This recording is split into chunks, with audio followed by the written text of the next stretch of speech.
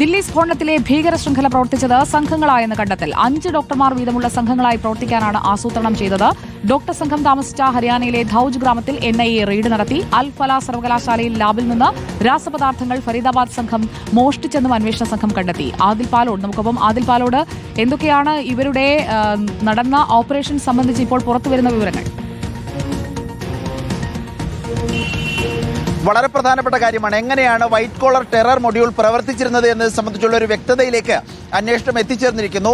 കൂടുതൽ ഡോക്ടർമാർ ഈ സംഘത്തിൽ ഉൾപ്പെട്ടിട്ടുണ്ട്. പക്ഷേ ഇവർ പരസ്പരം സംസാരിക്കാതിരിക്കാനും ആശയവിനിമയം നടത്താതിരിക്കാനുമായി 5 പേരടങ്ങുന്ന ടീമുകളായി, സംഘങ്ങളായി ഇവരെ വേർതിരിച്ചിരുന്നു.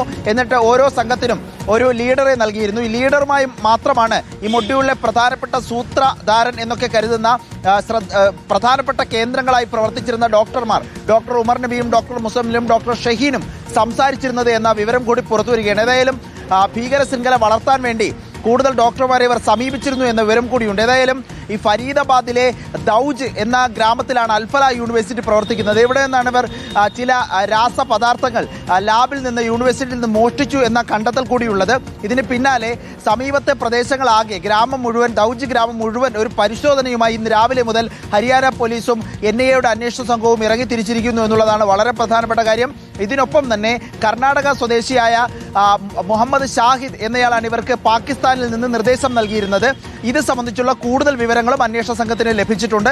ഏതായാലും അന്വേഷണം അതിന്റെ നിർണായക ഘട്ടത്തിൽ എത്തിച്ചേർന്നിരിക്കുന്നു. വിവിധ ഇടങ്ങളിൽ, രാജ്യത്തിന്റെ വിവിധ ഇടങ്ങളിൽ പ്രധാന വിശേഷപ്പെട്ട ദിവസങ്ങളിൽ സ്ഫോടനം നടത്താൻ പദ്ധതിയുണ്ടായിരുന്നുവെന്ന് പിടിക്കപ്പെട്ട ഡോക്ടർമാർ തന്നെ അന്വേഷണ സംഘത്തിന് മുന്നിൽ കുറ്റസമ്മതം നടത്തിയെന്ന വിവരം കൂടി പുറത്തുവരികയാണ്. സുജയ. ആദിൽ പാലോടാണ് വിവരങ്ങൾ നൽകിയത്.